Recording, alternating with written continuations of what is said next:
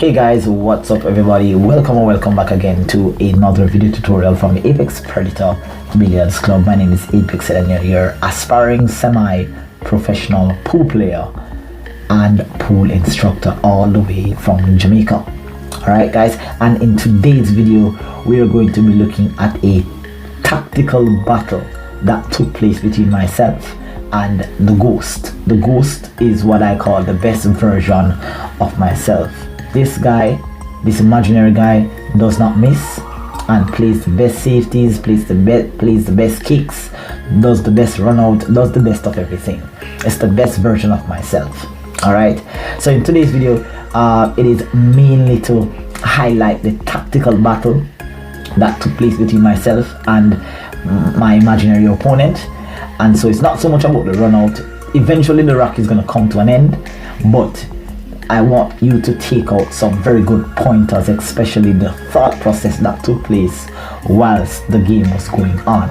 So if this is the first time here on the channel, please be sure to subscribe, like and share my content, and be sure that you will be entertained and you will learn the best of the best when it comes to professional pool. Alright, so here you can see a lovely break shot there. Nice spread. A ball was not pocketed, but an opportunity has presented itself here. Well, in the initial stage, an opportunity presented itself here where it looked like I could have run out. Alright, no balls are tied up. All the balls are fairly in the open at my level, and I believe at my skill level I should be able to run this rack out, but it's a bit tricky, and position on each ball is going to be very critical. So there we just have that one ball in the side here. The two ball is very near to where the cue ball is. As you can see, I'm just looking at the angle that I need on the two to get back out for the three that is at the top right hand corner pocket. We're almost hanging in the corner pocket, almost a impossible miss shot. So now I just need to kind of think about where I need to get on that two in order for me to get position on the two to get back out. So that's where I'm saying that I need to get over into that area. I need to be from our perspective here, I need to be on the right side of the two. So I'm using the Dr. Day Billiards trisec system here for draw shot, and that was a pretty good stroke, excellent stroke on that shot, getting the cue ball into an area that gives me a very good chance of continuing my run. I do have a little problem here though. I'm a bit far away. I'm kind of jacked up over the 6. I have space to put my bridge hand, but I would have loved to be a little bit closer to the 2 so that I can navigate that cue ball a lot easier.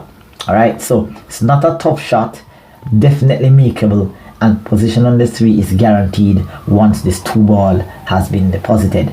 But as you can see, I'm a bit jacked up. Right, I have to raise my bridge hand a bit, and so I'm just going to stroke through this ball, and so let's see what happens here. Alright, nice steady stroke, but just kind of under hitting or undercutting that 2 ball, and that was definitely a shot that was within my capability, but unfortunately I missed. I did leave the 2 ball in an unfavorable position here, so that caused me now to develop the tactical part of the game, and a pretty good safe on that 2 ball there, just bringing the 2 ball towards the side rail and using the 3 ball as a blocker. Now the intelligence behind that shot, guys, and I'm not being biased here, the intelligence behind that shot there, I learned this so many times in many tutorial videos before this, that when you're playing a safety shot, try to make sure that you get the objective ball that you're playing safe on away from the rail. It limits the options for the opponent when they are trying to kick. So as you can see here, I could have played a safe and need the 2 ball a bit closer to the rail, but that would have given the opponent multiple routes to make contact on the 2. So they're just bumping that 2 ball off the rail makes this kick a lot harder. So now as you can see here, I'm just taking my time to measure up a 2 rail kick safe. And kick safe, guys, is a part of the game where a lot of players, whenever they get safe on a particular objective ball, they kick a bit wildly. Like for example, that was a that was not really a wild kick. That was just more of a kick to just make certain that I make contact. But what I want to add to your game, guys, is learning how to kick a ball, but kicking the ball with a specific objective, or what I say, a specific intent. All right, ensuring that when you're kicking, you know where you want the cue ball to go in order to return a unfavorable shot for your opponent. And there you can see a pretty good kick on the 2. Was very fortunate though, because of course that 2 ball is cuttable into the corner, but on this 4-inch tight pocket old cloth table, it is very, very tough to do all of that. So I just decided to play another safety again. All right, another safety again. Now this was not really a very good safety, right? It was safe in terms of not leaving my opponent with a makeable shot, but if my opponent is strong and has a very high skill level, he can perhaps cross bank this in the side. He can cross bank this, he can play a combination 2-8, all different things can happen here. But for the purpose of the video and for the purpose of learning, of course, I decided to play a very, very good locked up safety there. And once again, a very excellent choice in your decision making. What I want to also share with you guys is the ability to put the work in. I mean, guys, remember that if you want to reach to the next level of your game, you have to put in the time on the table. Consistency is doing the same thing over and over and over again, and I will not elaborate on this video about the consistency of consistency, but it's also that you need to add more knowledge to your game as you develop as a player. All right, so let's get back to the match. Just want to mention that to you, that learn to put a lot of work in your game. So a very good safety there, locked up behind the 3. At this point, surely you think that you may get a ball in hand, but another guess is coming. 1 rail, 2 rail, just in front of the 6, making a nice little contact there on the 2. All right, I did leave an open shot on the 2 to the side, but here's the trick about this shot now. All right, and I am merely making the decisions that I have to make based on my skill level. And so playing the 2 in the side does not offer me a guaranteed shot on the 3, so I decided to play a safety. The intent of the safety was to leave the 2, as you can see I pointed there at the 5. I wanted to leave the cue ball behind the 5 while bringing the 2 ball all the way down, perhaps on the side rail or the end rail. But unfortunately, I actually leaked the cue ball, and so I have a shot. I have a safety, a return safety on the 2. And again, that was another lovely shot there. More knowledge for you there, guys. Excellent shot, excellent safety. The 2 ball was wedged up with the 3 ball there, so I used the 3 as a stopper for the 2, while giving the cue ball a lot more energy to come around 2 rails.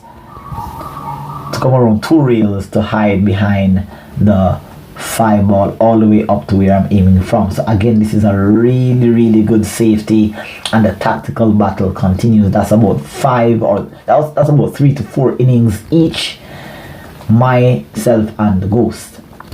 All right, so there you can see another great safety. Again, I can jump this ball, I can definitely make contact with this ball, but during this time I recognized that my kicking, I realized that there was an opportunity here for me to exercise my kicking skills. How can I kick and re-safe?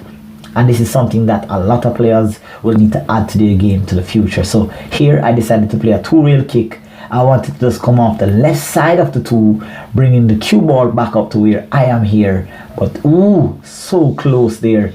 Had I just made contact with that 2, that 2 would have gone in the direction of the 4 and the 3, and it would have come all the way here for another excellent return safety. But there lies the end of that very interesting safety battle there. All right, and as you can see, guys, everything that I do in this rock here is obviously with a specific intent, a specific purpose. I didn't just try to pocket a ball or try to kick a particular ball because I wanted to make contact. I actually was trying to do something with the cue ball, and so that's exactly what happened there. So that ends the safety battle. I now have an opportunity here to try to run the rack, and so all the balls are lying on the right side of the rail, so definitely position play takes precedence on this run out here. I definitely won't be running out this rack, but I'll leave that for you to see where I made an error. And so as I said, guys, whenever you're playing a rack of 9 ball, 8 ball or 10 ball, that's a lovely little 3-reel shot that I learned from Neil's find there. Another opportunity presented itself where I can exercise the skills that I have and also what I've learned. So excellent 3-reel route. I definitely would like you to have a look at that replay at the end of this video. But that was a really good run out, really good route that I took to get onto the 5. Again, position here is key. Making the 5 and getting position on the 6 that is at the second diamond on the very same reel below the side pocket here. So just kind of playing that 5 ball in, almost scratching though. I had a little bit too much draw. I needed to go top side the side pocket and get back into the middle of the table for the 6. But I still have a really good shot here. Alright. It's tougher than I wanted it to be, but it is very much doable at this level of my game play here. Alright. So let's see here. I'm pretty much gonna have to kind of play the same shot, except that the cut shot on the 6 is a bit thinner, and I'm gonna have to come a bit farther with the cue ball. So I'm gonna have to go 1 reel, 2 reels, and maybe 3 reels to get back onto the 7 here.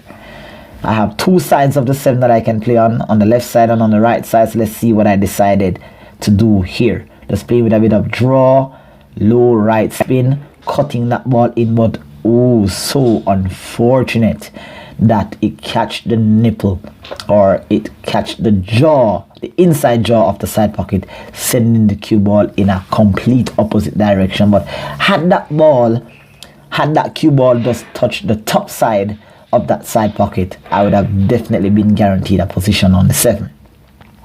Now at this stage, guys, when you land in an area that you definitely did not want, you have to be able to develop the mindset to say, hey, I'm here, what do I do? What if this was the position that I was placed in by my opponent? How could I work out a proper safety here? And so again, an opportunity here presents itself where the practice that I've put on my kicking will come into place. I'm just using a shallow reel kick system here, 1 reel in towards the 7, but I'm using a decent speed here just to move that 7 ball. Again, I did not play that shot with as much intent as I would have liked. I really saw that after kicking that 7, I could have kicked that 7 a bit softer and leave it onto the side rail where the cue ball is at the moment, and that would have been a really good outcome from what had happened to me earlier. But again, I hope that you guys learned something from this video. It's basically coming to the end. I got a bit annoyed at this stage here, guys, where, and there again, I missed a very important shot. But there you can see an opportunity present itself where so many times we get the opportunities, guys, to learn so much about ourselves as a player and develop and get stronger. And so you all need to try to make the time out to do this for yourself. Very good shot on that 7 there. Nice position on the 8. Very thin back cut onto the 8. I really need to get proper position on the 9.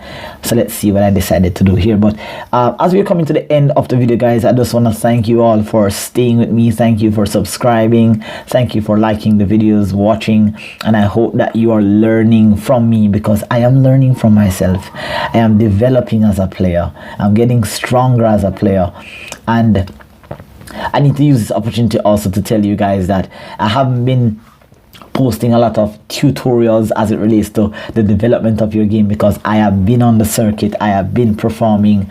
I did get myself into four tournaments at the end of the year, of which 3 of them I went to the finals. I have to applaud myself. The work that I put in on my game for the past 8 months is definitely rewarding me here. So I was very successful for the past month and a half on tour, and it was really good. So as we are coming to the end of the video, guys, thank you for watching. Thank you for staying with me. Continue improving and continue improving as I improve, and so that's all that we can do as a player. So do take care until next time, guys. Don't forget to remain consistent. Don't forget to practice. Even when you feel like you don't want to, continue to practice to the best of your ability. Do take care until next time, guys. I'm sorry I wasn't able to run this rack for you, but there's a lot more where this came from. So do take care until next time. Apex Selenium signing out. Like, share and subscribe, and I will see you all very soon. Bye bye.